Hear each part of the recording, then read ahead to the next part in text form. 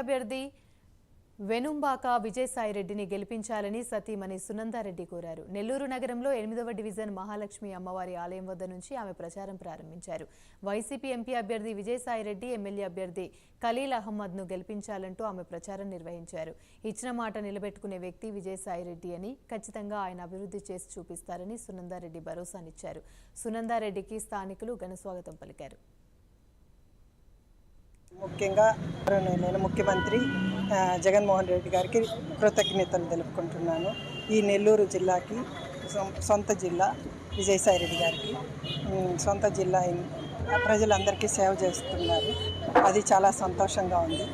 ఇక్కడ అభివృద్ధి అంతా చేసి చూపిస్తారు. ఆయన చాలా కష్టపడతారు. చాలా అభివృద్ధి కార్యక్రమాలని ఆయన విజయసాయిరెడ్డి గారు చెప్పినవన్నీ ఖచ్చితంగా నెరవేరుస్తారు. ఆ హామీ అయితే నేను ఖచ్చితంగా ఇవ్వగలను. ముఖ్యంగా నేను ముఖ్యమంత్రి జగన్మోహన్ రెడ్డి గారికి కృతజ్ఞతలు తెలుపుకుంటున్నాను. ఈ నెల్లూరు జిల్లాకి